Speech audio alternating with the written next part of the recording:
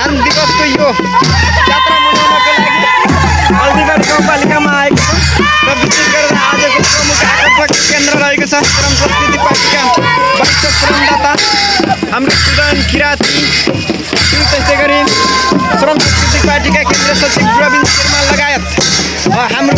केन्द्रीय सदस्य हिमालयन प्रकाश कन्दङवा त्यसै गरी झापा जिल्ला अध्यक्ष केशव भण्डारी लगायत झापा जिल्ला कार्य समितिका सम्पूर्ण अग्र श्रमदाताहरूको यो भव्य उपस्थितिमा हामी धान दिवस साथसाथै रोपै जात्रा गर्नको लागि यसरी बाजा गाजा एउटा र्याली सहित नौमती बाजा गाजा सहित चाहिँ हामीले स्वागत गरिराख्नु भएको छ। यही दृश्य तपाईँहरूलाई देखाउन चाहन्छु। तपाईँहरूले दृश्यमा देख्दै हुनुहुन्छ र विशेष गरेर यहाँ हाम्रो पछाडि ब्यानर पनि हुन्छ र विशेष गरेर हाम्रो सम्पूर्ण हामीलाई आज स्वागत गर्नुहुने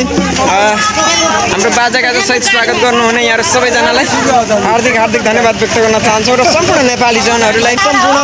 किसान मजदुर श्रमिकहरूलाई असार 15 गतेको हार्दिक हार्दिक शुभकामना व्यक्त गर्न चाहन्छौँ।